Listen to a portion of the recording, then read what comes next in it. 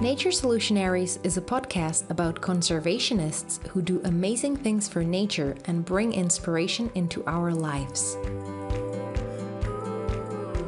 Coral reefs provide food, coastal protection, and livelihoods to 1 billion people worldwide. Yet somewhere between 25 to 40% have already been lost due to climate change, ocean acidification, overfishing, and excess nutrients. Luckily, there are amazing organizations like Fragments of Hope that have been able to achieve great results in coral reef restoration. In this podcast episode, I will talk to Lisa Carne, the founder of Fragments of Hope, and Dr. Maya Trotz, professor of civil and environmental engineering at the University of South Florida and a board member of Fragments of Hope. Together, we'll discuss their coral reef restoration results in the Laughing Bird Caye National Park in Belize, which is considered by many experts the best example of coral reef restoration in the Caribbean.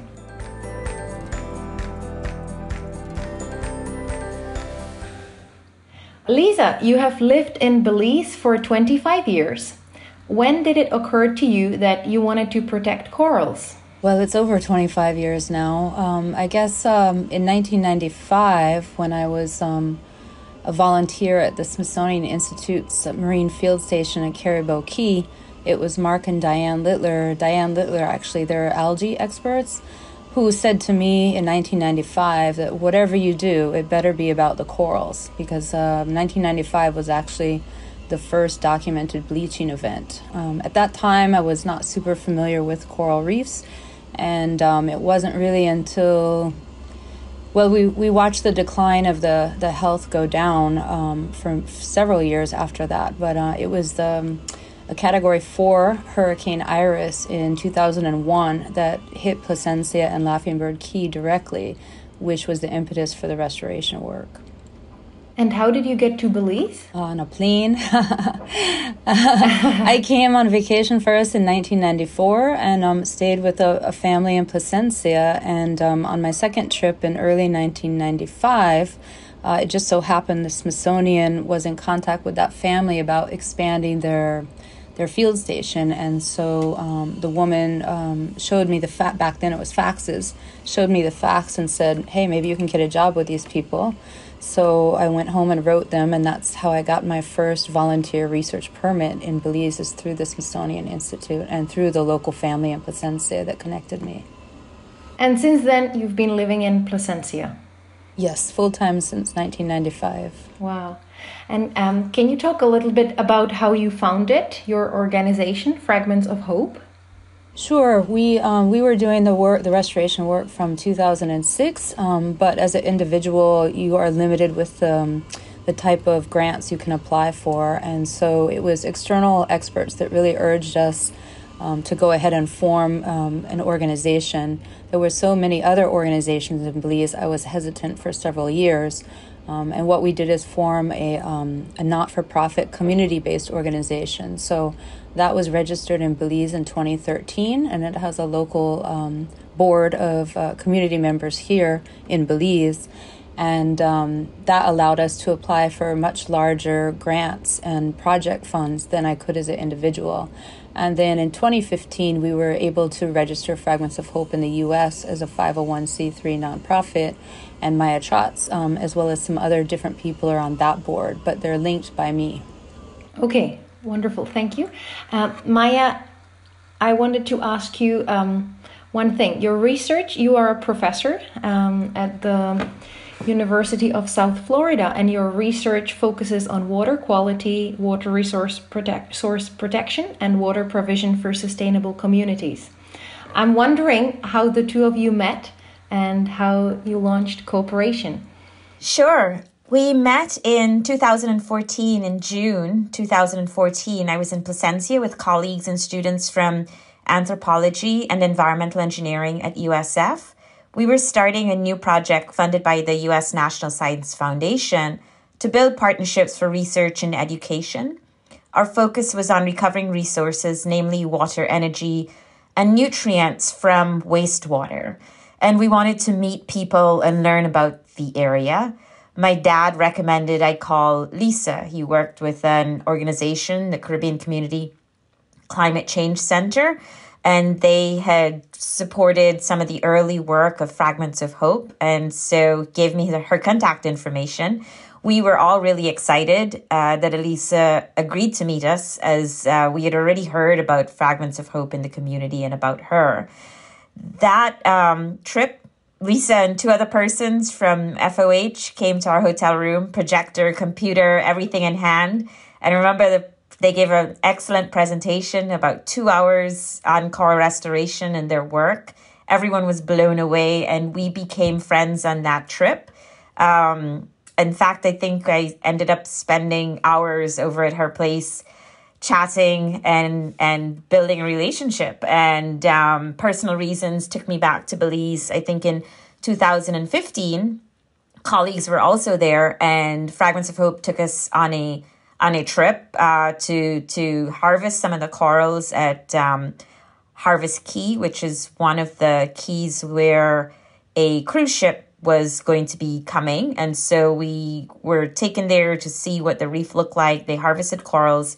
We went to Laughing Bird Caye National Park and got to see how they put them in the nursery, and then they took us on a tour around the park. Later that summer, Lisa invited me on a spawning trip, and I don't think I've turned back from Placencia ever since. I go there for personal reasons, for research. I've had students who do their research projects there, and Lisa and Fragments of Hope, they've really been the anchor for our work. I now am the director of another NSF grant, which is a national research traineeship on food, energy, water systems. And we are working with partners in Belize and trying to give our students opportunities to build relationships with community members and explore research topics there. Okay, wow. And so you've been returning to Belize, let's say, once per year, or you spend there? Much more than once per year. Any vacation, any holiday, any chance I get, I try to go. In addition, we've taken a class in June 2019. We took a class down for 2 weeks, and the plan was to return in 2020, and that hasn't happened. But many of our students wrote interdisciplinary grants, which we approved to, and many were focused in Belize. And because of COVID-19, all of that has sort of been on hold right now. Sure. Okay, well, now that we know a little bit about both of you, I'd like to ask Lisa about her work on the coral reef restoration. As you said, in 2001, Laughing Bird Caye National Park in Belize was affected directly by Hurricane Iris, which was Category 4 hurricane, which caused massive damage to the reef, reducing coral cover less than 6%. How did you start to restore the reef? Well, let me just also add that in 1998, we also had Hurricane Mitch, that while it didn't hit Belize, it sat right off the coast of southern Belize. And so that was a much larger, slower moving wave action that caused a lot of mechanical damage as well, versus Iris, which was a smaller, fast moving Category 4 that did hit Laughing Bird Caye directly. So our first, we wanted to begin in 2002, but it took us many years to convince people that the idea was viable or even made sense. It was not popular like it is now, the concept of reef restoration.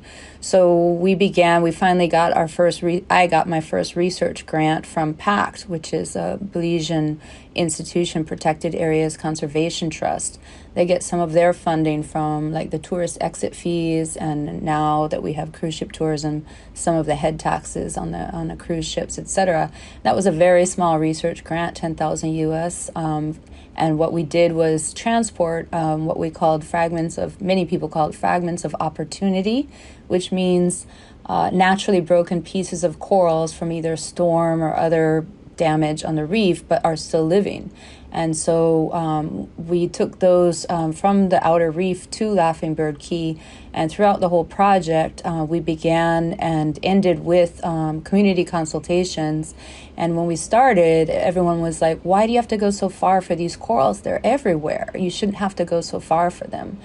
But we spent 2 weeks mapping, and they were not everywhere anymore. And so I think that really, that project sort of opened up the community's eyes too, to realize how dire things had gotten, even though some of us that have been doing marine surveys all these years knew things were going downhill, because they used to say, these corals are like sand. They're so common, they're everywhere. And it was really then that people realized they're not everywhere anymore. And can you explain why it was so hard to persuade the local community? You said that there was a break between 2001 when the hurricane came and 2006 when you started the coral reef restoration work. What was happening these 5 years? Well, some of the same criticisms you still hear today, such as if you're not solving the problem, why they died in the first place, why would you bother putting them back if you're not addressing the big picture? So in our case, you could argue climate change has only gotten worse and not better. Why would you even attempt this? The other common argument was scale, that you can never do it to scale. And so it's a waste of time, that kind of thing. What changed for us was in 2006, the United States listed the Caribbean acroporids as endangered species. And so while some colleagues in Florida complain about the stricter permitting, what that did was open up Belizean decision makers' eyes to realize that I was maybe making sense, that if they're listed as endangered species in the U.S., maybe we don't have them everywhere like we used to. And so I believe that's how we got the initiative started in 2006. But that was on the higher level, right? Well, no, not super high. Well, I mean, we did have a Belize Fisheries Department research permit, but it was from PACT that we got the proposal. But like I said, just sort of the circulating talk around was that, are you crazy? This could never work. What are you thinking? And it was a very small trial. I think we only moved 17 or 19 pieces of one species to Laughing Bird Caye in late 2006. And so there was a long pause, and we didn't take up the nursery work and massive outplanting until 2009 and 2010. But that long pause, in fact, most of those corals from '06 are still alive in Laughing Bird Caye National Park. So even though it might look like we're moving slow, in fact, when you're looking at a system like coral reefs, you need more than 6 or 12 months to really talk about results. You need them to be much longer term. And when you were talking about these arguments, where were they coming from? Were they coming from the Belizean policymakers or from the Placencian community? When you said that, you need to deal with the problem and not with the consequences? Both. Okay.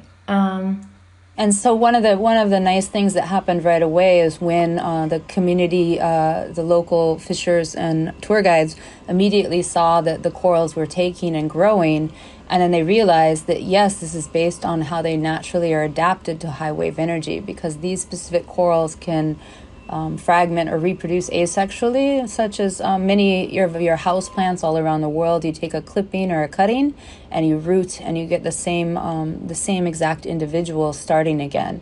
And that's how these corals that live and thrive in the very shallow reef areas have adapted to the high wave energy. That's super interesting. So this is called fragmentation, right? No, microfragmentation is just an extension of what I described. So when we started in 2006, and actually before that, we were doing as much research as we could on it. The little bit of information out there suggested that the larger the transplant, the higher survivorship it would have. So at that time, it was suggested that your transplanted coral should be at least 30 centimeters in one dimension. And that was sort of the mantra for a few years. Again, there were not that many people doing this type of work back then. And then when we started using the nurseries, the in-situ nurseries from Dr. Austin Bowden Kirby, who's now based in Fiji and has an organization called Corals for Conservation, we've modified a lot of his methods, but it's his table nursery methods that we are using. And for example, with the staghorn, the longer, skinnier one, whenever we trimmed it or harvested it from the nursery, we would notice that it grew back even faster. So again, the analogy we used for a while was pruning vigor. Much as if you go trim the trees or bushes in your yard, you get back faster growth, right? You trim off the scraggly or the long pieces. So we were seeing that already. So when we met Dr. David Vaughn, I want to say it was 2015. It was my second time to Mote Marine Laboratory for a course. This one was on sponges, but he was growing, they've been growing corals up there since at least '04, because I was up there for a coral disease course as well. And so his sort of, what he says is his eureka moment was they were growing some corals in a tank, and one of the elkhorn broke off and he thought it would die, and yet it grew back faster. And so it's the same principle that we were describing, but it was kind of a revelation to say you could do really small pieces instead of larger pieces. Yet most people doing the microfragmentation right now are doing it in land-based nurseries, so in controlled aquarium settings or tank settings. And what that means is they can go very, very small, like down to a few polyps. And when we wanted to apply this in the field, we don't have land-based nurseries here. Everything is in water, in the ocean. The first thing we did was size class experiments. So for us in the field, we've decided and found out through experimentation that the fragment should be at least 5 centimeters or so. But that's still a big difference than 30 centimeters. And it also means that for certain species, we can bypass the nursery time completely. Because prior to using this method, we would take the small elkhorn coral, maybe 10 centimeters, put it in a nursery for a year or two until it got a little bit larger, and then outplant it. Now we can skip that step entirely and directly outplant these microfragments. And we're seeing great success everywhere we've done it. In Belize so far, the fore reef, the back reef, fringing reef, it's working really well. So we're really thrilled with that. So you stopped using the method that you had used before, which was cutting the bigger pieces of corals up to 30 centimeters, and now you're only doing the fragmentation and microfragmentation, right? No, we're still using the ropes in the nurseries, and we're still doing experiments with other species as well. So there is no one recipe for growing corals or outplanting corals, and what's important with this work is learning from your mistakes and from your successes so that you can adapt as you go along. And most of our adaptations have concentrated on being more efficient, getting more reef restored quicker than before, and that means that we are continually exploring different methods, and we're at no one time just doing one thing. And so, as you said, there is no one recipe for coral reef restoration. Does it mean that the type of coral reef restoration that you do in Belize could not be applied to, in Burma or in Indonesia? Well, I cannot speak to Burma or Indonesia per se, but we do know that the techniques that we're using have been applied in Colombia and St. Bart's for sure. We've done training with those folks and gone to those sites. And what we usually tell people is that every site is different. And so, in fact, what they did in St. Bart's was exactly what we recommended, which is they tried multiple different methods. And so if you don't know your site and your corals very well, you need to experiment with more than one option. So I cannot speak personally to the other side of the world, but I would imagine, and based on colleagues that I know, that many of the techniques are applicable, maybe just not exactly the same as we're doing them. And how many coral nurseries do you have? Right now, I think we have, I think it's around 23, 20, 25. And are they all in the area of Placentia, or they are in different? No. We expanded outside of Laughing Bird Caye in 2015 to Gladden Spit, another marine protected area. And we also have some control sites out of the marine protected area. And then in 2016, we expanded to 2 other marine protected areas here, Southwater Caye Marine Reserve, Turneff Atoll Marine Reserve. And then just last year, at the request of the Fisheries Department, we installed some nurseries in 3 northern marine protected areas, Bacalar Chico, Hol Chan, and Caye Caulker Marine Reserves. So we're in multiple MPAs now. And who will be planting those corals in those places? Fragments of Hope or some other people? Well, we've conducted training for the most northern sites in 2020, and we're grappling with that right now. Those nurseries came about due to the appearance of what's called stony coral tissue loss disease. Not very creative name, but a devastating disease that's affecting more than 20 species, and it was in Florida for 4 or 5 years.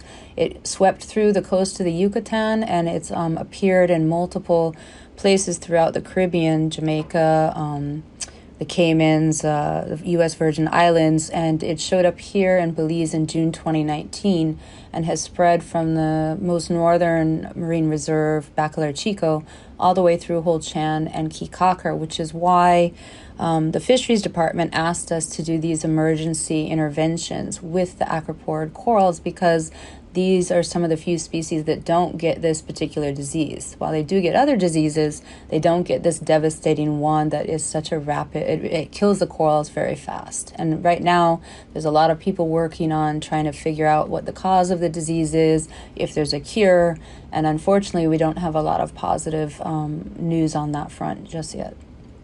Okay, so unfortunately the corals die. I thought that it just impacts them in a bad way, but they die. But they do. Die. Okay, Mm-hmm.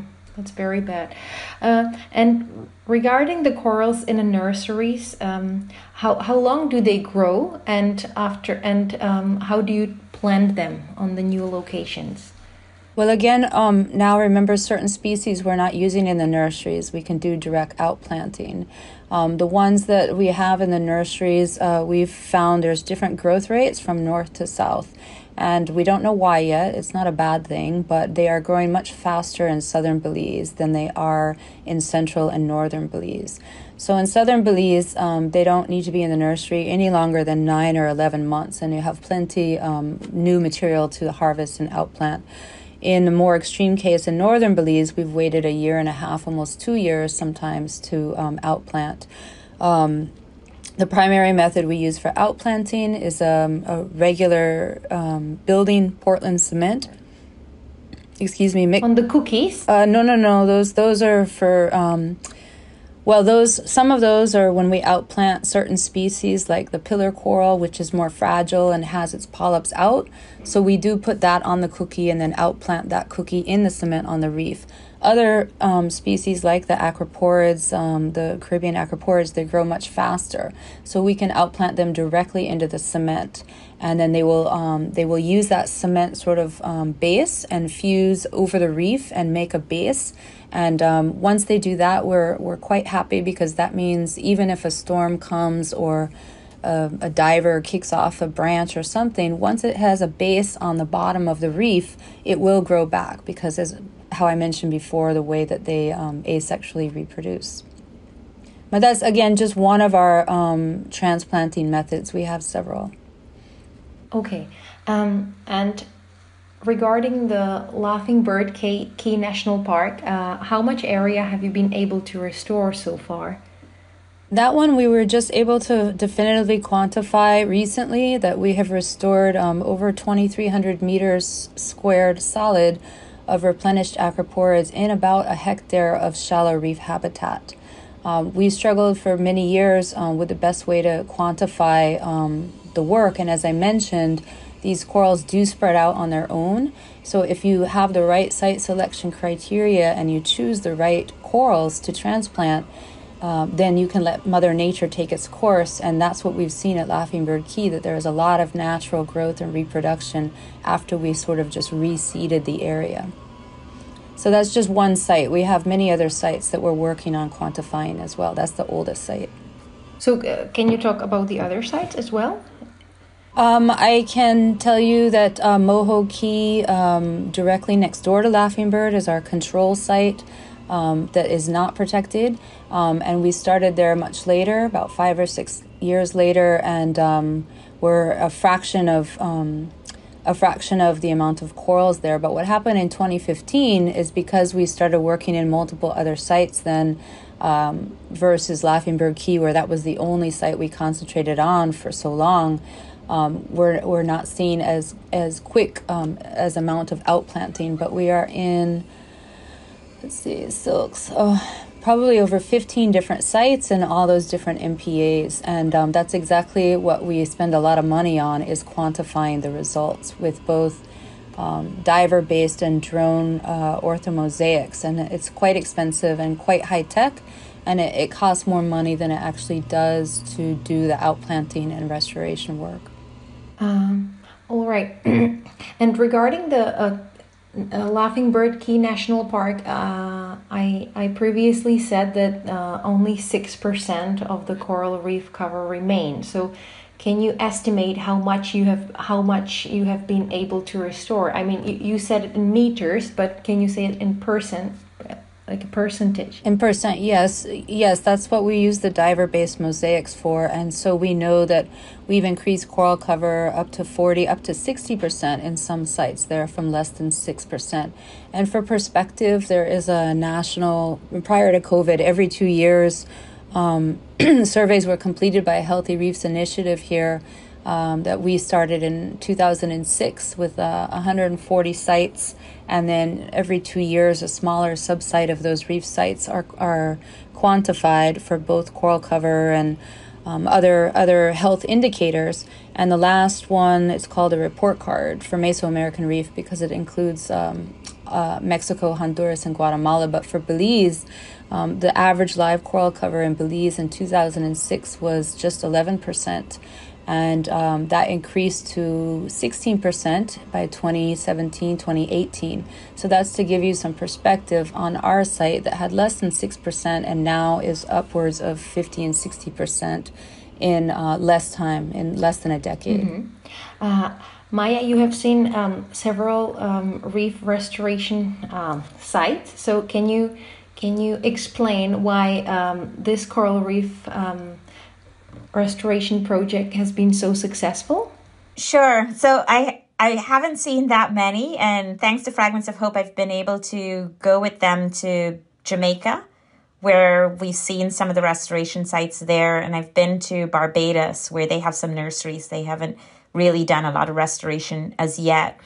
I think some of the reasons Belize is successful is, one, the commitment in Belize on a national level to the reefs versus some of the other places.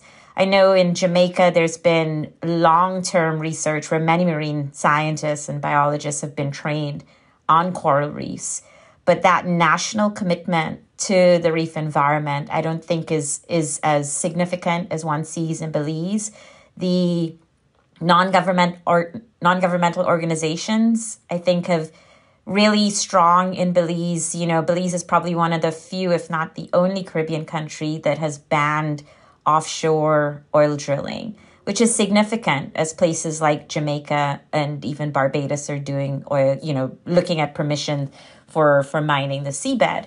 So I think those things sort of impact your population. And then I do believe that Fragments of Hope has just been a really great organization that has gotten significant attention from the international community, from scientists, but also a lot of buy-in from people in Placencia who take ownership for what's happened at Laughing Bird Caye National Park and now at other reefs throughout Belize. Many also speak about... Well, I just wanted to add that usually what we say, what sets our work apart is the fact that we've concentrated in the very shallow reef areas, whereas many other restoration projects, maybe they've switched now, but before they were around 12 meters, and we are in the very shallow areas, specifically because that's where these corals thrive so much, but also because that's what gives shoreline protection, one of the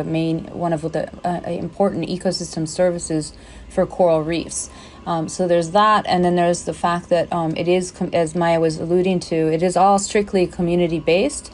So I was living in Belize well over 10 years before we started this project. So it wasn't as if I just flew in from outside and was a stranger. And so it's always been, besides myself, local Belizeans that are doing the work. And we do pay them once they're trained. They get a daily stipend for, so we're trying to swing towards, especially with COVID now, it's not full time, but as a supplemental alternative livelihood income for tour guides and fishers.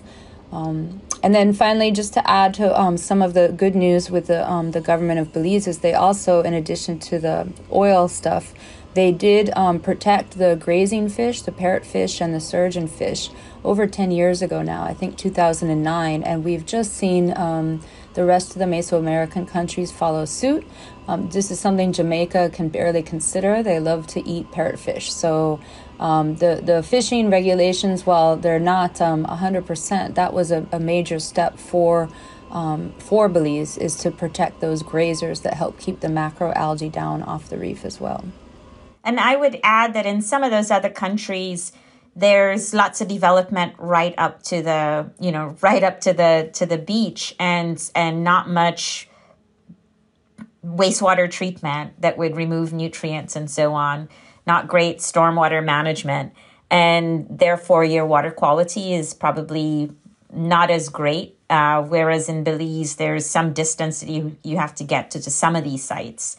So the population density is probably less, at least at some of the southern sites. I would imagine places like San Pedro and Caye, where you have a lot more population density close to the reef that you could restore, you would have more problems from pollution. It does a significant comment, and it is the population, but also our water currents are very unique, even in Mesoamerica, because of the three atolls. We have a lot of self-retaining circulation here, and I think, as she mentioned, like if you look at the Yucatan, their reef is very close to shore. So the only analogy here would be San Pedro and Caye. All of the main barrier reef is far from the mainland. So, but basically, we also, just to be clear, Belize is not treating its sewage or wastewater either. So it's just the lack of density and the high population that we've gotten away with so long. So basically, you were quite lucky to pick a very good spot, right, for your coral reef restoration work. Well, listen, that is actually absolutely one of your site selection criteria, one of our site selection criteria, and why we see some failures in the past is if you choose a site that is already, it's just as the naysayers were saying in the beginning, if your conditions are so poor to not even allow proper coral reef health, why would you even bother? You know what I mean? So actually, a certain amount of living coral, good water clarity, high wave energy flow, all these conditions and presence of the herbivorous fish and other creatures like the urchin that keep down the algae. We have a long set of site selection criteria. So, we've seen places where, if they attempted restoration in front of a bauxite mining area, which has very poor water quality and is covered in algae. And to me, just as the first step, that's why would you even do that? If you know what I mean, if your conditions are so poor in the first place that you have very little quality and life there, why would you choose that site? And so that's an argument or not an argument, but something we'd like to see more standardized throughout the region, and not just the region, but globally now. There's so many restoration projects all over the world. I like to joke it's like yoga now, like everybody's doing it, right? When we first started, nobody was really doing it, one or two people. And while not everything is applicable, there are some certain site selection criteria that could absolutely be standardized. And I think that would help our efforts on a whole to combat some of the naysayers, because there are a lot of well-intentioned but not thought out projects that have kind of just jumped on the bandwagon, and those give the naysayers more fuel to argue against the effectiveness of restoration. And so, speaking of all these international efforts, can you and Maya say what other conservationists who are concerned with coral reef restoration could learn from you? Well, I can start by saying that prior to COVID, that's exactly what we were focusing on, was exchange trips. So we used to say, we had a little slogan, more corals equal more fish. And then when we were still struggling to quantify our results, we changed it to seeing as Belizeing, because there's nothing that compares with actually seeing the site in person. So we were really pushing this, and we had some funding. We conducted, as I mentioned, the exchange trip in Jamaica. We've done some work in Colombia. We've done work with Mexican partners and folks in the Eastern Caribbean, St. Bart's. But since COVID, it's we have to rethink this again, because we found that really valuable, that people could come here and actually see for themselves. And again, not knowing, when you mentioned the other side of the world's reef sites, I think it would be less useful for me, even pre-COVID, to go over there and interpret what's happening. It's much more useful for those people to come and see what's worked in our area, and then they can pick and choose what applies to their sites that they hopefully know as well as we know our sites, if that makes sense. It does. Maya, do you have anything to add? I would just echo what Lisa said, and I've been in Belize when there was an exchange trip with members from reef restorers from Jamaica who came. And I remember when we first went down into the water, one of the Jamaicans was sort of screaming because they saw marlin and these larger fish. And I think that's really important. So that, especially in the Caribbean region, having this connection where your practitioners see sites that have been around for a long time and see sort of what a great looking site looks like, and then be more inspired when you're back home working. And it's not as though they were not seeing good results from some of the restoration work. It's just that Belize is sort of just such a shining star for the rest of the Caribbean, that really it would be great if others could come and see that, and really have to have serious conversations throughout the region on how a regional approach to restoration could really sustain livelihoods, and how important having a healthy reef is to the Caribbean.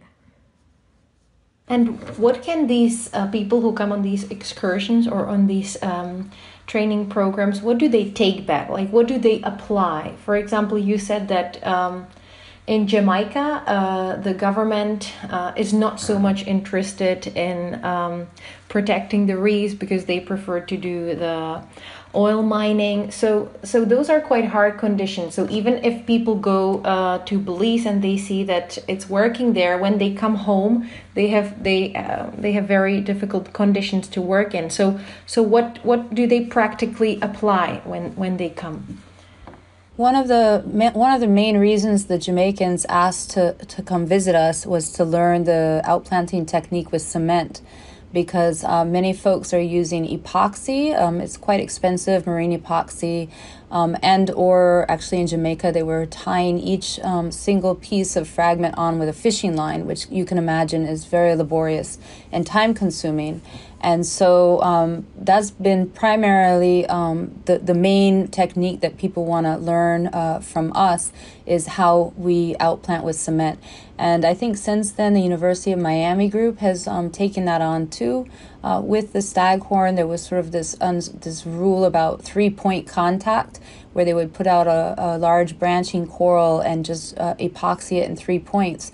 But this does not afford the coral long enough time to grow onto the reef and make its base, as I was describing earlier. So when you work with the cement, and there's been a lot of naysayers about the cement as well, that it changes the pH in the water and this, that, and the other. But, our cement, we've been working with our cement for over 10 years, and we see everything recruiting to it, growing over it. It's not a problem. There are lots of little tricks you need to learn. That you can only outplant in very certain conditions with cement, and there's lots of tricks that we've learned along the way to minimize the mess and keep it as clean as possible. But once you do that, as I mentioned, the corals then fuse over the cement and onto the reef and make themselves a base, and so that gives them much longer stability and lifetime, and we have the results to show that now. Maya, do you want to say anything? I would just add, I wouldn't say that the government of Jamaica is not interested in the marine area. I think that's a little harsh, and they have been. Okay, sorry. Yeah, they have been supporting, some marine protected areas and fish sanctuaries and so on. And I just know that there is definitely not the commitment to stop seabed mining. Well, and the permitting there is much more strict as well. So yes, there's several restoration groups, and I think up to 17 or 19 fish sanctuaries that are for the most part managed by community groups in Jamaica. But remember, Jamaica has a much larger population than Belize, as we mentioned before. Most experts would say that they over-harvested from the 70s with the fishing there. And so they're in a different position than Belize in terms of their baseline reef health. And I think, 12 million people, Maya? It's a huge amount, whereas Belize is barely 450,000, if that. We're waiting on the census data from 2020. But the permitting is much stricter, and I guess we could also say that the Belize government has supported Fragments of Hope from day one, in the sense that we're really the only ones doing the restoration, and have written a manual and work closely with the fisheries department that vets our training program. And so despite other groups, foreign groups coming in and maybe wanting to do citizen science and sort of greenwash reef restoration efforts, they have not allowed that. Whereas in other countries, the U.S. included, until recently, there was not a lot of collaboration amongst the different groups. That's changed. I know in Florida, there's a lot more collaboration now. But in Jamaica and Colombia as well, there were multiple small little groups just doing their own thing, as I mentioned, without a regional or national or even local strategy for a big picture plan. And so we have to applaud the Belizean government for allowing that. And we are supposedly we should soon be working on our national restoration plan. We have in place already what we call a policy. And that policy is, it's not a legally binding document, but it simply guides. Basically, it outlines the difference between ecosystem restoration and artificial reefs, because people still get this confused a lot in their minds, making a statue or sinking a ship and putting corals on it and calling that restoration. That's not what we mean by restoration. So our policy document just kind of outlines that and gives guidelines for any future proposed restoration projects. And we have in Belize what's called the National Coral Reef Monitoring Network, which is comprised of all the marine NGOs that may be co-managers, the University of Belize, the Belize government, the Fisheries Department, and then, of course, I've been on it since 1999. And now this committee, this network, vets any new restoration proposals at the Fisheries Department request.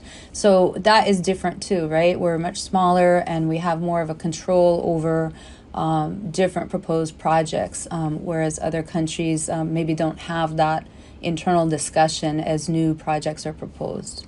I just say Jamaica, the population is about 3 million. Seemed like 12 million. But it's not. And I think another challenge, at least I noticed when we were going to visit Orcabessa, or when we were on that coast where there is some restoration work going on.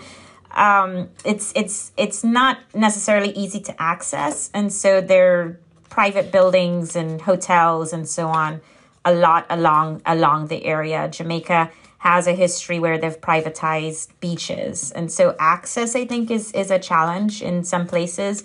I don't think Belize has privatized beaches, right, as yet.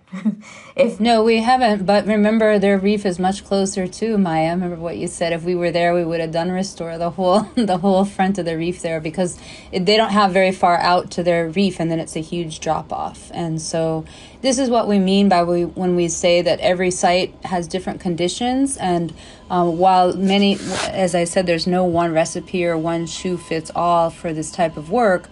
What you really need is local knowledge. And one of the things that doesn't get emphasized enough, I think, because now we see people getting their masters and PhDs in reef restoration and writing these literature reviews and all of these things. And what's often overlooked is that you really need to know your reef habitat personally. You can't just fly in 2 weeks, twice a year, and start some project somewhere. And so that's why, for example, in St. Bart's, the folks that have done the work over there have done so well in a short period of time as well. They have a very small island. The lead person that began the work was already intimately familiar with his reefs around, and they had a lot of similar reef habitats to Belize. And then he did as we suggested and has tried multiple different both culturing, growing the corals, and outplanting techniques. And that's the approach you really need to take. And then after a few years, based on your results, you could refine some of those methods and move forward with what works the best for your site. I do think, though, for places like Jamaica, Usain Bolt is from Trelawney, which drains into one of the areas that one could restore. And so the ability to amplify why this is necessary is really high, and on a cultural standpoint, if they chose to do so. And I remember talking with Inalek Wilmot, who manages the Orcabessa Fish Sanctuary, and we were talking about water quality, and there's a river that drains into that area. And as an engineer, having the discussion on things that could be done on people's septic systems, that we do have innovations that can help to improve the effluent from those areas. So this idea of blending, the marine scientists with the engineers to come up with solutions to address things like water quality. I think that's to me, one of the exciting parts of working with organizations like Fragments of Hope and knowing people, those in Jamaica and so on. And do you think that this is happening in other places where there is coral reef restoration going on, that the people are not just outplanting corals, but also talking to people about the water quality and how they can improve it so that they don't have the toxic effluents going into the water? Is this happening, or is it just new and we're only starting to talk about this? It's been happening, and I think the marine conservation, marine world has been forever trying to get people to improve water quality, right? From the engineering side, a lot of our effluent limits are placed because of the impact our wastewater treatment plants have had on marine habitats. And it's a little more difficult when you don't have a wastewater treatment plant. So it's one place to work on, and everyone has their own septic system. So there's lots of work going into how you can improve those, if not putting them all on a larger system. And I think that's some of the reasons we started going to Placencia in the first place, because Placencia, from a very long time ago, had been trying to put in a centralized wastewater treatment plant. And so we thought that would be a great site for us to look at, because, there are probably people who had some more advanced treatment systems at their homes. And so it's this competition between a centralized system and more improved sort of on-site wastewater treatment systems. They still have not gotten a centralized system, and not much, widespread uptake of these on-site systems, which were being innovated by a local local company, entrepreneur, innovator, who was putting in these systems with beds that you would grow plants in and so on to take up some of the nutrients. And those discussions you hear in Barbados, the Sea Coral, which is an organization that started there to look at restoration. I remember the director at the time, she was with an organization that managed one of the marine protected areas, and the concern that she had was on stormwater runoff and wastewater, because it's on the west coast of Barbados, which is really they call it the Gold Coast. Expensive hotels, and one right next to the site had the lawn, which is really close to the sea. This lush green grass. So they're obviously fertilizing, and that's going to run into their marine protected area.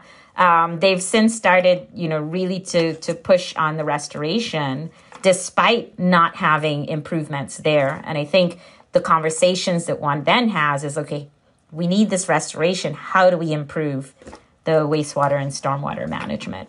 So not that you have to wait on one to do the other. And I think that's also a benefit in Belize because there are sites closer to Placencia, like False Caye, where, you could visibly see it's more turbid and so on.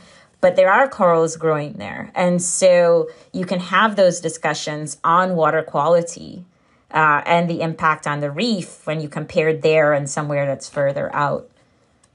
Well, you've partly answered my question. I wanted to ask you, how can civil and environmental engineering contribute to conservation?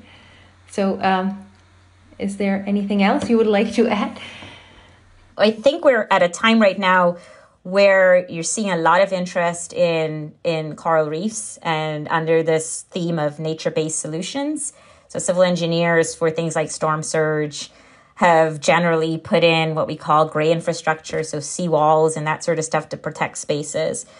With climate change and with increased sea level rise, questions of costs and efficiency and effectiveness are coming into play.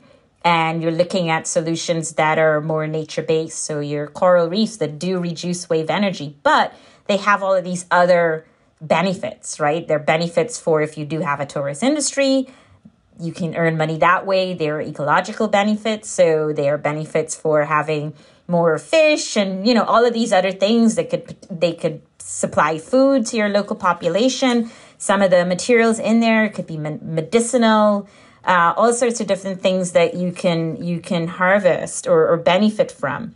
And so you're seeing a lot of research now pivoting. In the US, our military research organization, DARPA, just issued an RFP called ReefSense. And they sort of don't really have an upper limit, I hear, on expenses. And so you had all of these interdisciplinary teams. And the first year is to prove that you could reduce wave energy by 70%. And then the next year you have to put your system in the sea. So the first one is in a lab, you'll do those experiments. Next year you deploy whatever it is you're designing in the sea, and then you have to show ecological function. So that got not just civil and environmental engineers, that got nearly everyone interested in this new area of research. And you're seeing a lot of that where you have people from all these different disciplines, industry and so on, coming together and then figuring out, okay, let's try this, if this works, and it's called like convergence research. And really interesting to be a part of it. But I do feel, unfortunately, that because the military is putting money to this now, there's going to be a lot more interest from the engineering side to look at this from the artificial reef sense, right? So DARPA is saying that U.S. has about 1,500 or more military bases around the world, and how do we protect them from sea level rise and storm surge? Okay, at the so same, it's not so much about the corals. Yeah, but and then it's also at the same time, sort of for civil engineering, I think recognizing things like the impact of CO2 and methane emissions on greenhouse gases and our temperatures and so on, looking at how do we improve on the construction industry, which is a big contributor to greenhouse gases, or the wastewater industry. Many of our industries looking at how we actually reduce CO2 greenhouse gas concentration. So it's sort of this this wanting to support healthy reefs should be something that motivates us. Mm-hmm. One of the biggest problems, if not the biggest one, is climate change. I wonder, Lisa, what impact have you seen in Placencia on the reefs over the past 25 or more than 25 years? Well, that was precisely the impetus for the work, is that the bleaching events and disease events were getting worse every year. And the storm events as well, as you know, are increasing in frequency and intensity. So, in fact, 2020 was our worst bleaching event ever. So it's serious, and it's frustrating because the Belize and the Caribbean are not major they're not major emitters, and yet we're feeling the brunt of it, just like the Arctics as well. They're losing the most when there's nothing happening from them up there. So it's very frustrating that that people are just still not really catching on to the severity of this issue when so many people have known about it for so long. I learned about it in college in the early 90s, so I don't understand. Well, I do understand, the money behind the spin against the existence of climate change and stuff, but we've seen it. We see it all the time with change in rain patterns, weather patterns, erosion issues, the coral bleaching, the temperature changes. We have temperature data and on some of our sites for over 10 years, and we also have temperature data from NOAA, the U.S. government-based. They have sea surface satellite temperature data that goes way back, and so it's not a question of it's these are facts, right? So what that means for us and what our work began around was exactly the survivors of these events. So when all was looking doom or gloom after Hurricane Iris and, as I mentioned, Mitch in 1998 and bleaching and disease events, when we started seeing some of these corals make a comeback or pockets of areas of reef that still looked relatively healthy, that's when we began asking ourselves, well, why and how? And in the beginning, the concept of bleaching was that is hotter water in shallow areas, it would be hotter. And yet in 2006, when we did our first national reef monitoring surveys of over 140 sites, and anecdotally from working in the sea so much, we were seeing the opposite. We were seeing the worst bleaching events on the deeper 4 reef sites, like 60 to 80 feet or 18 to 24 meters. So, and where we were still seeing healthy reefs was these really shallow areas near Placencia. So it was counterintuitive. It was close to the mainland, which we just got talking about from nutrients, etc., and our low population notwithstanding. But it was also these warmer waters that still had the healthier corals. And so over time, we've collected enough data now to show that at least in southern Belize, it looks like, because of the shape of the reef, our waters here have been subjected to hotter, more chronic, more acute and more chronic, so higher temperatures and more long-term temperatures. And that's absolutely the premise of our work, is identifying the surviving corals that have already lived through a lot of these impacts that have happened in these last few decades. And so as sad as this bleaching event continues to be annually, like last year was the worst one that we've seen, 2019 was before that the worst one, and 2017 before that was the worst one. So there's no good news on that front, but what it does do is continue to give us data in a sad way to really see who survives. And also the genetics front is changing a lot. It's not as CSI or as high-tech as people may think, given that people can, spit in a tube and do their ancestry. It's not like that for corals as yet, but it's getting better so that finally, hopefully, we will be able to have enough information to start asking the questions that we want to know about how the genetics of both the coral and the algae that lives within the coral, if we understand that better, how we can choose to sort of assist the corals in adapting along the way. But without that information, what we've been doing in Belize for over 10 years is the same thing. You might call it selective breeding or so, where we identify the stronger surviving individuals, and then we grow them up, make a lot of them, and put them next to each other on the reef, because the corals are animals, so they need sexual reproduction to be able to evolve and adapt.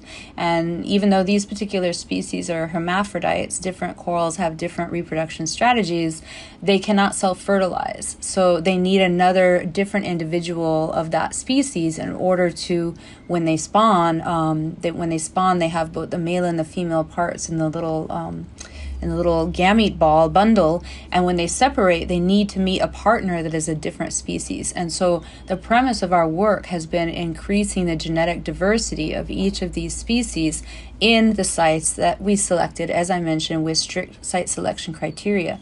And so far it's working. And so that is our strategy moving forward. In many places, it's opposite to what you may hear in the media, where they're striving to get more outplanted faster. And in fact, we're looking the opposite. We're looking at what's the minimum that we can outplant in each of these areas so we can do it in more areas. We know we can't do it everywhere, But the genetic diversity is a key part of this. And that also, I guess, everyone's doing it now, but back in 06, 07, no one else was, and we started with that from 07. So. Oh, really? So you have started with this, with selecting thermally resilient absolutely corals absolutely. back then? Okay. Absolutely, and also what we did was working with Dr. Ileana Baums at Penn State, who is considered the premier geneticist for these corals. From then even, we surveyed natural stands of these corals to get idea of what the natural diversity is, right? And so we had a baseline at least to aim for, and that was back in 06, 07, and they just recently published a paper. Finally, now there's a whole group of genetic experts that are giving recommendation to practitioners, and they're suggesting you get a minimum of 6 to 7 different individuals of the same species or something. So, and for example, at Laughing Bird, we have over 30 of the elkhorn and almost 20 of the staghorn.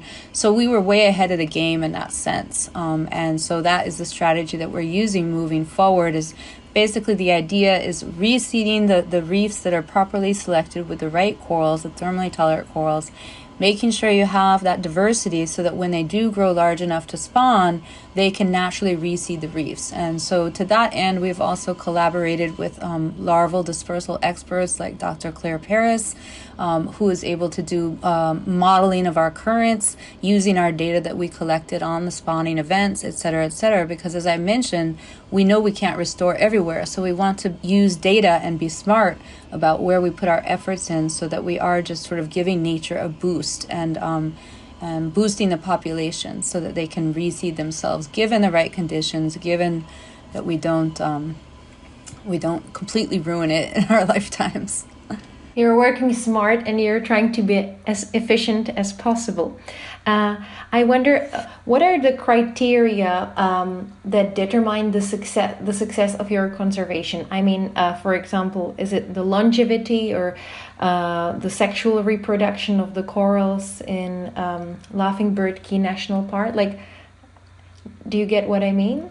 Yes, that's a great question that we've been presenting on at conferences for years because there is no total consensus. As I mentioned, we as a group cannot even decide what we're aiming for, right? Because people argue that the shifting baseline, the fact that reefs are dying, is like, well, where do you set your goal for what you're aiming for? So there's a lot of standardization issues, not just conceptually, but even vocabulary that our colleagues as a whole have not worked out yet. What we define as success is, of course, longevity, but also, as you mentioned, the sexual reproduction, which we have documented 2014 through 2017 with multiple individuals of different ages. We worked with an external scientist, researcher that was able to show that those are viable. So they're not just spawning, but we know they cross them and we know they can make baby corals. I think the community involvement is also the awareness spreading is key for success indicators here as well. And what we're really struggling now to quantify, and we don't know how long it will take, is if and when we can really see the shoreline protection benefits from restoring a rubble zone or dead reef area, degraded area, to a healthy living reef again. So that may not be overnight. And as I mentioned, some of the techniques we're using to quantify things are very costly and high tech, but we hope that those become more user-friendly and affordable, and that's why we're constantly looking for new innovations, and we need to liaise with people that are not just marine biologists to answer some of these questions. Maya, could you explain a little bit about the technology that Fragments of Hope are using for quantifying the results? Lisa could probably do a better job at that. She's the one doing it, so... Well, I mentioned already there's two main things we're doing, and one is called diver-based mosaics, and Dr. Arthur Gleason at the University of Miami was recommended to us in 2014, so we've been working with him since then, and it basically involves fairly expensive cameras and multiple cameras, so you're taking video and stills, time interval photographs, and the area that we cover is fairly small. It's about 50 to maybe 200 meters max at the most squared, an area, not a linear benthic survey. And he's been processing our mosaics. There are some commercial softwares out there. For example, one of them that's widely used is only about $500 US for a university license, but for even an NGO, it's like $5,000 or $6,000 US for just that software.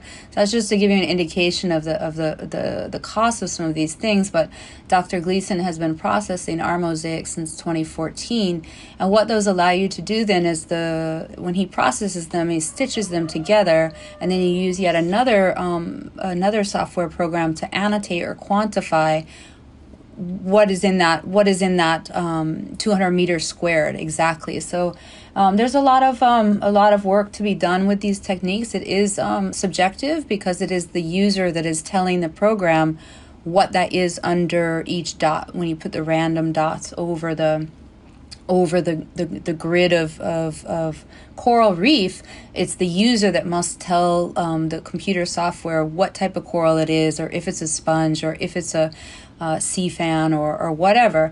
And there are people that are working on AI, which is again over my head, and it sounds all fancy, but when you get down and actually try it, which we have with some of this work, it's not 100%. So there's still a lot of subjectivity, a lot of user reliance involved.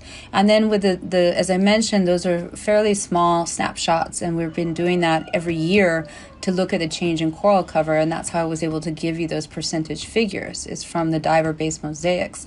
Now, just recently, we started with the drone because we recognized, for example, the 6 plots at Laughing Bird Caye only add up to about 700 meters squared. And just like you, all of our funders and donors and everyone wants to know, how much have you really restored? And I went back and I looked it up, because now we know definitively from the drone work that it's over 20% of a hectare of shallow reef at Laughing Bird. But before the drone work, when I was pinned to it, I just did some rough calculations. In 2019, I was guessing around 2.5 hectares. But I think that would be more now, because again, that was 3 years ago, almost 3 years ago, right? So, and now we're beginning to be able to quantify. So that one is also, the drone is expensive. It's not just any old drone. And the drone, for shallow water mapping, it's very, very slim conditions, much like the outplanting work that you can work in. It has to be a certain morning hours before the glare is too high. It has to be very calm conditions, so there's no ripples on the surface of the sea. And of course, you can really only see down maybe 5 to 6 meters, even in the right conditions.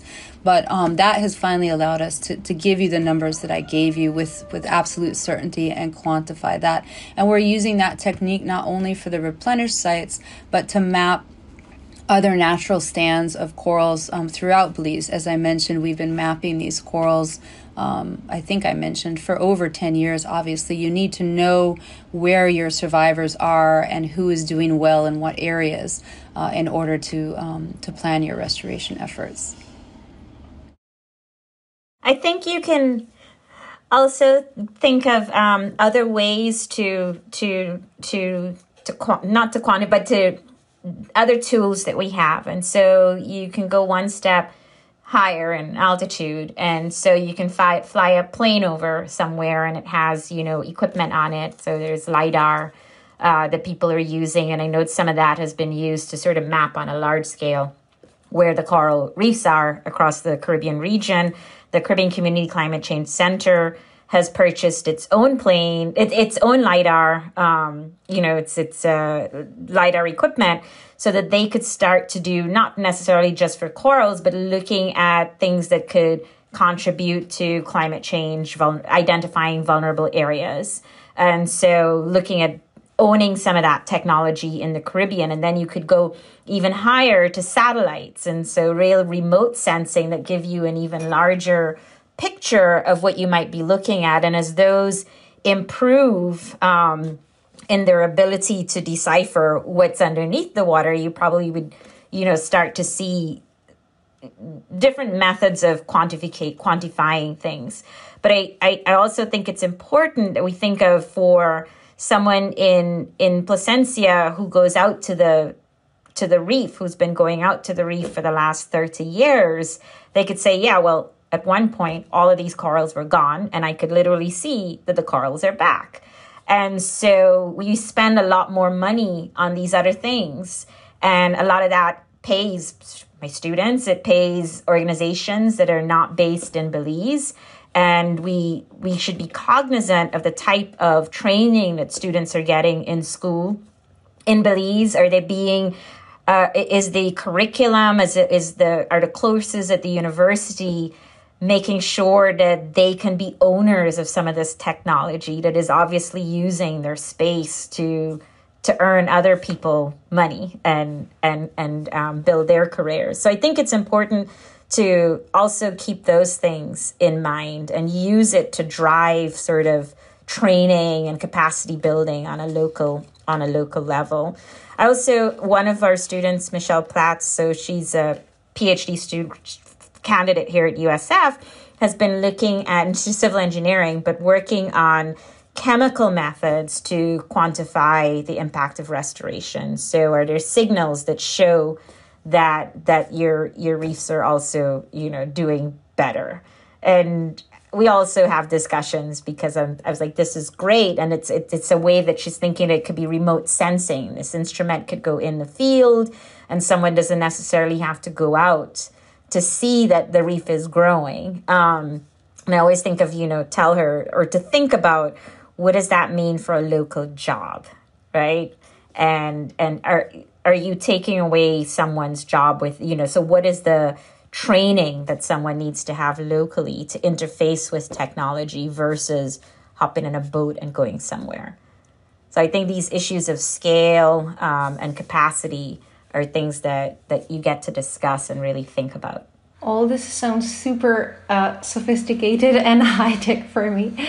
And so I suppose that the people who are dealing or who are working with the satellite imagery and drones are externists. I mean, people who are coming from outside. But the people who are actually restoring the reefs are locals, right? They are from the Placencia community. That's correct. And they're also the ones flying the drone. And we are slowly beginning to get some of them working on the annotation as well. But not everybody has a laptop, so it's more, funds for us to find. Not everybody has great internet. That's expensive here as well. And most of the people we work with really don't have formal education. But I wanted to clarify that many people without formal tertiary education have incredible skills. And we have found that out via Fragments of Hope, because some people these are amazing photographers and videographers now. They never went to school for that kind of thing. And yet just being able to access the equipment and spend time with it and learn and self-taught, really, it blows my mind sometimes to think about what type of talent we have here we don't even know about, because tertiary education is very expensive in Belize. Some of the lower level, the better schools cost more money than the other schools, type of thing. And it's just like anywhere else in the world, there's privilege and sort of unspoken, families that get the better education than the others, or accessibility. And certainly University of Belize is around, but they're not that old. I think they started pretty much when I came, more or less, only a couple of decades. I don't think that they're, Maya, accredited. But they do have a biology program. They have a natural resource management program, and we also work closely with the junior colleges. So we have a junior college across the lagoon from Placencia Independence Junior College. And when we were doing outreach, we were trying to integrate on the peninsula itself. We only have primary schools. And so whenever we did training in the primary schools, we would link it with the students in natural resource management in the junior colleges, so that it's those folks, along with the Fragments of Hope people, coming in to the primary schools to spread awareness and education about these projects. So prior to COVID, we were attempting at a lot of different levels at building awareness, but COVID stopped all of that type of community outreach and group size limitations, etc. And how many people work for Fragments of Hope? There's nobody full time anymore except myself. We have trained, I think, almost 70 Belizeans, and pretty much a working team, depending on the activity. For outplanting, it could be 6 to 8. For monitoring or mapping, it could be 2 to 4. And we have some fantasy budgets where we envision that this would be replicated in multiple sites that we could oversee. So we know what these activities cost. We budget by activity, and what we really need to find is funding for part-time salaries, especially now with COVID. But that's one of the hardest things to get funded with the small short-term grants that we have access to. They usually don't want to fund anybody's salaries, and you have to get creative and call it stipends or honorariums, and so for this reason, all of the people that work in the field are paid on a daily basis, and they are paid equivalent to the dive master rate. And what type of people do the coral reef restoration? As I mentioned before, primarily tour guides and fishers, community members, and people that really have a passion for it. We ask them to volunteer the first few times until they learn what they're doing. And then before we had the course, it was just after they put in enough time, then we started paying them when we felt that they knew what they were doing. But now we have a 4-day course vetted by the Belize Fisheries Department. So we have at least this sort of standardized training approach that we take. Prior to COVID, it was sometimes competitive with the tourism industry because a lot of the more qualified people, it's the same time of year.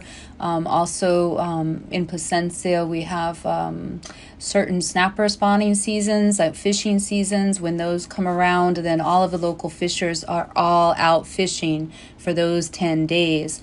Likewise, around the opening of lobster season or conch season, all the fishermen are busy. So we have to be very flexible because, again, we're not full-time. So we work around the other folks' schedules. And when you look at we only outplant during hurricane season, outside of hurricane season, apologies, that is December through May.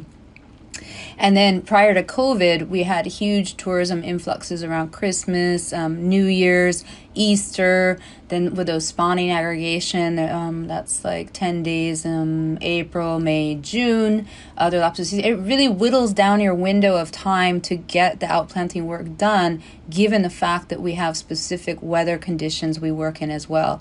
I don't know if you, Maya, saw today. I just saw today that NOAA is discussing beginning hurricane season officially 2 weeks earlier this year, May 15th instead of June 1st. So that's another little wake-up call for us that things just keep getting worse in many senses. So basically, can you estimate how many days you have for the planting? Because you said that the people are busy because they were working in the tourism at Christmas, New Year's, Easter, then this one more holiday. So how many days between do they have for outplanting? Well, pre-COVID, I could look back and maybe send you an email, but I do have it all written out because I have to report to my funders, and so I could figure it out for you. But I think with 2020, with the numbers I recently looked at, I think we only did about 20 odd days of actual outplanting. But in 2020, it was not COVID so much. We were only held back the first 2 weeks with a state of emergency, and we had support from the government and the local authorities, and were able to continue outplanting. But it's the weather. And so again, the tourism was gone. There was no hindrance. We had permission to do our work, but it was just the amount of weather. Right now, it's very windy again. It's like over 25 knots, and it has been sort of poor conditions in terms of outplanting work for over a week now, and it's projected to go right through till next week, Wednesday or so. So often it's weather, and we have to write that into our planning and budgets and reports because we know this over the years, and it's less and less predictable. When I was first living here, we knew March was windy, July was windy. There were certain patterns. Those patterns are completely gone now. There is no more predictability in terms of weather patterns here. And since the tourism... But there, sorry, yeah. I just want to clarify that outplanting is one thing, but there's other work that they do in the sea. So it's monitoring, it's cleaning nurseries, it's setting up nurseries also. So there's much more than, say, 20 days in sea.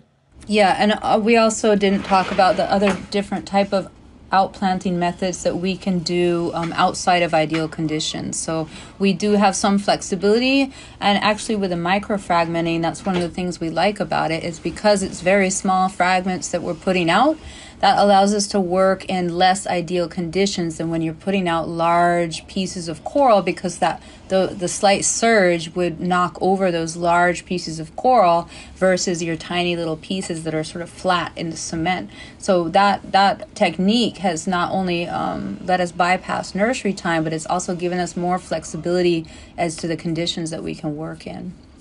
And since the tourism is gone, do you have plenty of people now working for Fragments of Hope and outplanting and doing monitoring, etc.? Or we would if we had plenty of money, but we don't have plenty of money. So so that was also very much impacted, the finances, by the COVID.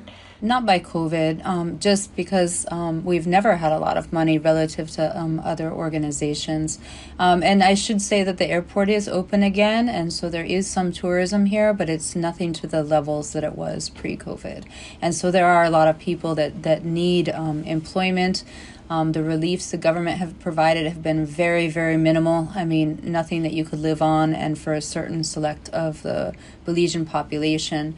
So COVID hasn't affected us in that sense of grant opportunities, but it has affected us in the sense of equipment that we need that we cannot get in Belize.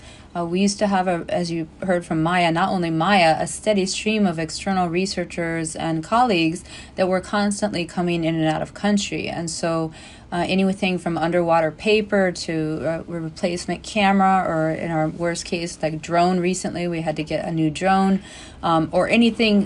There's many things we cannot buy in Belize. And so that when we have paid for shipping services for even smaller weight items, it comes out to almost 2/3 the cost of the item. It's very expensive. And then the other way out is when we have coral samples that we want to send out for genetics or for work we're doing with colleagues on the new disease. We don't have people coming. We didn't have people coming and going to get them out. So I still have corals in my freezer over a year now that should be at a lab in Florida evaluating some work regarding the new disease I mentioned.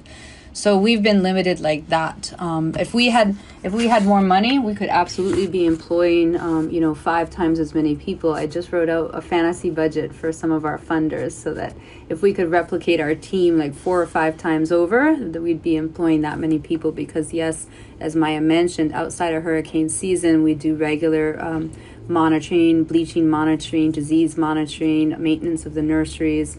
Now we're doing the mapping, the drone mapping. We have lots of things we do besides the actual outplanting. And we've also discussed, last year, especially with people unemployed because of the tanked tourism industry, looking at raising funds to support some of this, that, people who can't get to Belize, who support the reefs and so on, would instead donate. And so looking at, well, how do you quantify how much is it to do one outplanting that would employ so many people, because many on the peninsula want to work to earn and would support that. And so that's probably something to look into a little further. But I think a little challenging also to manage that. So funding is a big challenge, all the paperwork, applications for grants, right? One of the last questions that I have is, does your coral reef restoration strategy or the conservation strategy have any limitations? Well, as I mentioned before, we cannot restore the entire reef. That's illogical, uneconomical and illogical, and that's why we have a very defined strategy about how best to sort of boost nature along and reseed the reef in areas that will support growth and spawning to support new coral recruits on the reef, which is also debatable by many colleagues. Like, are the conditions good enough for those baby corals to live and survive, even though we've shown that they've spawned? So there are limitations. We're seeing a lot of unchecked coastal development. Part of the reason we began doing the satellite and drone mapping near Placencia is that we were experiencing what a colleague called death by 1,000 cuts. So even though there are some rules in place in Belize about the size of a project requiring certain governmental intervention or regulations, like a EIA, environmental impact assessment, there's lesser ones where it doesn't require public consultation, and many projects that just get permits. And that is what we've seen in our area over time. All of these mangrove keys have been sold and dredged and filled to make more touristy beach resort areas. And so even prior to COVID, it seemed to me it was unchecked and unbalanced because we have so many hotel rooms that are not full all the time. At what point does the government say, okay, look, we're not even filling the rooms that we have. Why do we keep allowing more of this type of investment and development? This is pre-COVID. Yet it seems like most people just hear foreign investment, and then that they just think that's good. But we haven't seen the oversight on it. And then there we were worried about all these death by 1,000 cuts, and now we're currently facing multiple large-scale cruise ship port developments and plans that are just really impractical right now in my mind with COVID, with the COVID situation. And in general, the COVID was not a surprise for many of us that have been understanding and knowing about climate change for a long time. It was predicted from a long time ago. All types of epidemics have been predicted, and there's been many papers published that it's a symptom of how we're treating our natural world that these things are happening. And I'm seeing a lag time with the government here and their responses. It's just sort of like, oh, COVID, we need money, we need foreign investment, we need economics over environment, and it seems very short-sighted to me, and that there isn't a long-term planning process in place. So it's been a little frustrating here, and that is a huge setback because it makes it harder to get up every morning and do what you do when there's bigger decisions being made that you may or may not control, and it makes you feel like the work you've been doing is not valuable. All right, and how does the Placencia community feel about these developments? Do they support them, or do they want to protect the reefs more? The Placencia people and Belizean, what they call stakeholders on a whole, are very well educated. I think almost every Belizean knows we have the longest barrier reef in the world, second longest barrier reef in the world, longest in this hemisphere. And where I live in the coastal communities, of course, people grew up in the sea. So, they know from when they can walk and talk, they can practically swim, and they're going out to the keys and fishing and involved with tourism. So they have a high awareness of the importance of the marine habitats here. I think, like many other places, there's also a complacency in terms of politics, and that many people I know don't bother voting. They feel that it's all just sort of paid for, the apathy, or I don't think that's unique to Belize. I'm pretty sure they have that in a lot of places. But it is frustrating because Belize is a small enough population where I do feel like if there was more unity with some of the tour guides and conservationists, more of a united front, then maybe we could make a difference. But like everywhere in the world, the powers that be kind of divide and conquer, and so you see groups being split up sometimes or pitched against each other, and then combined with that apathy of like it's a done deal already kind of mentality. There's not a lot of quote unquote political activism here as there is in other. And do you nations. think that these people's love for the ocean made them become volunteers for you and made them work with you, like engage, or what would you... Well, remember, we don't use volunteers. We pay, I mean, they volunteer in the beginning. In the beginning, yeah. Yes, and then they become paid as they learn their skills, what they're doing. And absolutely, I mean, that's one of the things that's very hard to quantify for funders and your funder reports is, how do you put a value on that when there's a tour guide that goes out to corals they've planted 5 years ago and see how they've grown. It's just, you can't put a number on that. And so it's hard to equate some of these results into papers or quantitative studies that people like to see in our world, right? There's a lot of talk about ensuring reefs and the reef's value, and yet when they do value of infrastructure, Belize does not have, for example, the same amount of giant boats and yachts and resorts as, say, the Yucatan, where they're pioneering this ensuring of the reef. So it's not equivalent. And when you see the numbers come out for Belize, they're relatively small, and it's frustrating because, we do have the second longest barrier reef in the world. And if you're just looking at infrastructure and population and boats, and that's the way you get your figures, I think it's imbalanced. And so it's hard to put numbers on those types of things, which are really priceless. So I don't know if this question follows up on what you've just said, and I don't know if we have already answered this, but how did you manage to engage the local people to become a core, what I saw somewhere on the website or in the video, coral gardeners?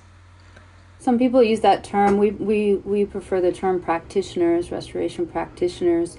As I mentioned before, I'd already lived in Belize for over 10 years in this community and working as a marine biologist and also as a scuba instructor in the tourism industry. So I already knew people here and the different organizations here. And so when I had my epiphany after Hurricane Iris, it wasn't that hard to get a few people involved, and then once we started seeing the results, more and more people wanted to get involved. So that's the least of it. Like I said, if I had more money, I could be employing a lot more people, but I didn't go to school for a business plan, so I'm a marine biologist, and so we've been learning as we go, and I guess we're kind of at a growing pain point right now where I just can't go on the way we were before. We're managing many grants, 8 to 10 at a time, and it was just too much administration and paperwork. So we need to figure out a way forward so that we have longer term funding and larger scale funding so that we can get on with the business of what we're doing. My last question is, can both of you say one simple thing that anyone can do to help protect nature? I would say the one thing you could do is to go outside and to also partner and meet people who are committed to, passionate, knowledgeable about things in your area where they are trying to protect nature.